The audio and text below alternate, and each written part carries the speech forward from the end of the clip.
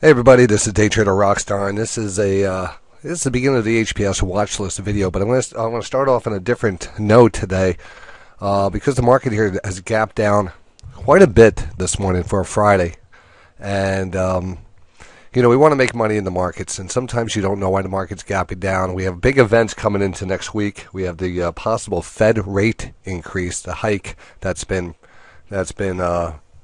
basically telegraphed or talked about for the last 2 years, and we are down to the month that they've predicted this to take place, and that's next Wednesday.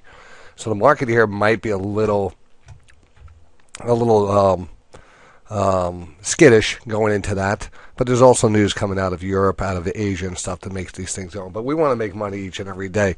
Sometimes the stocks are going to be moving sideways, but when we talk about action in the market, and what do we track in the market? We are tracking the S&P, and the S&P gives us a lot of great opportunities to make money off. I mean, we could trade the futures, and I find the futures are good, but I also find that the futures are highly leveraged and tend to be more dangerous for the beginner trader. I mean, you could be down a couple $100 just on a one contract in a matter of minutes.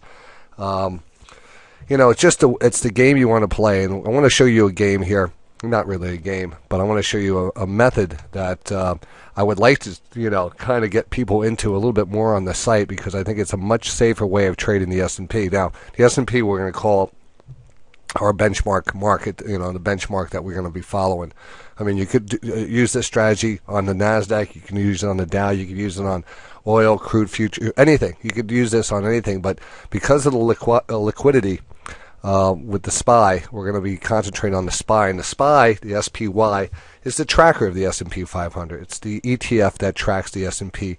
So you can actually trade the SPY like you're trading a stock without having to take, a tremendous, leverage to get into a position. But, with the tremendous leverage, you get, potential big rewards or potential big, smackdowns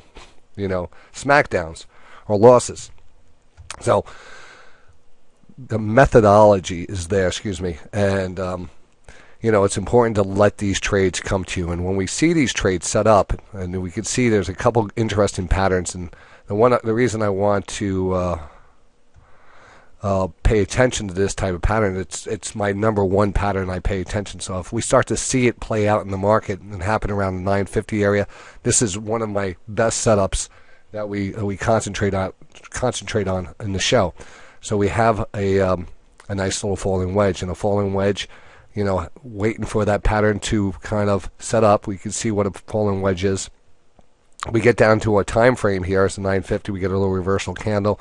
We get a we understand that we want to have the wind in our sail. We talk about the stochastic oscillator here, and making sure we get that on the move up versus taking that trade when we're extended here, because then we start to move down versus moving up and moving down. So very easy little checks and balances we want to apply to make sure we get into our trade. And when everything checks out, then we take our trade, and that's what we're here for. The old analogy is the pitch is over the plate. You swing at your pitch. These are your pitches. All right. So how do we, following the S&P every day, following the futures? It's important for those futures traders to, see these setups.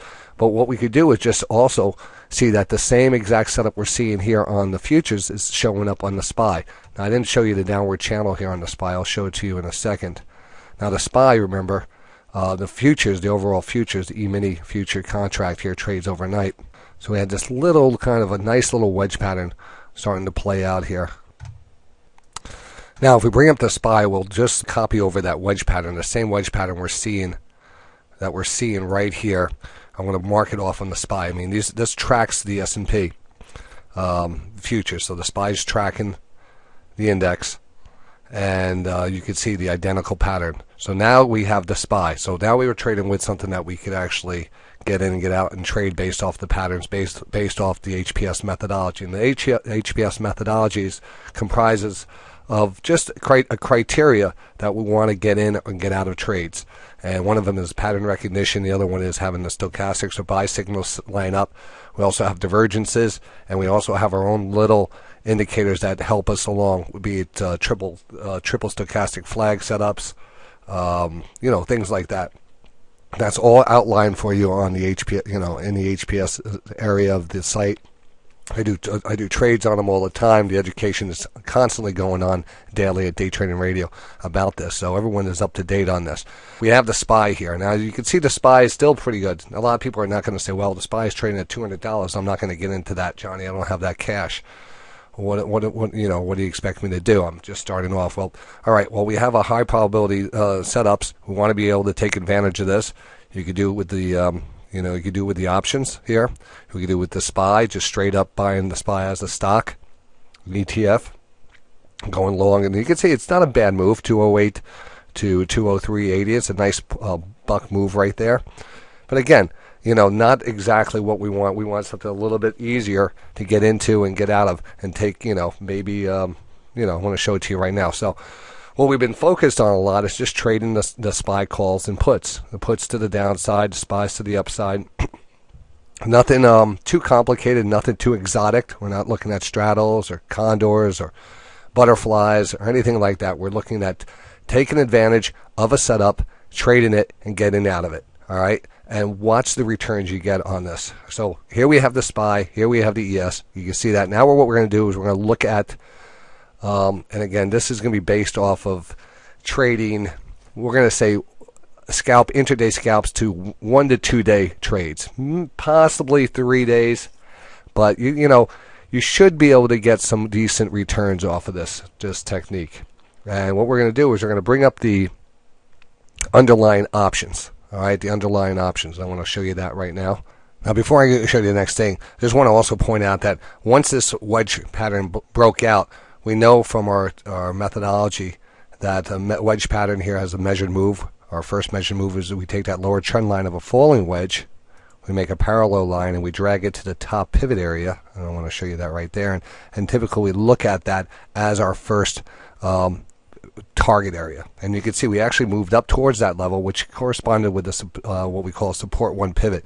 Now, support 1 pivot is automatically charted on our charts.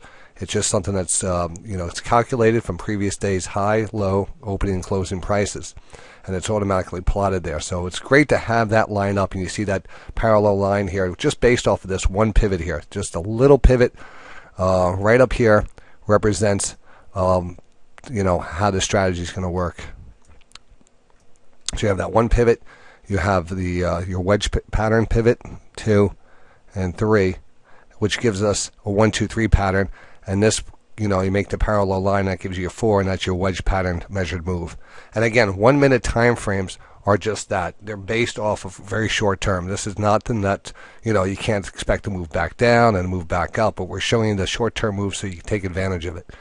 We did move up here. We pulled back. We got oversold. We started to see a little strength in the slower stochastic oscillator, and we popped up a little bit further. And during this, and I don't get too confusing here, I want to get rid of this line here. But during this process, we moved up here and we put another nice pivot in right here. And from that pivot and this pivot, and you can start to measure out this rising channel. So at one point, you're starting to see that we're starting to see another rising wedge pattern. And again, a rising wedge has a tendency to break down in a time zone, where we start to go into that 65 to 75% area of the pattern.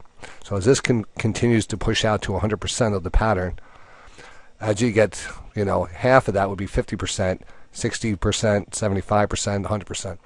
This has actually worked out perfect, and it broke back down. So once you start to establish these things, you could actually go back now and say, all right, we have a wedge pattern breakout to the upside, measured move, wedge pattern breakdown to the downside.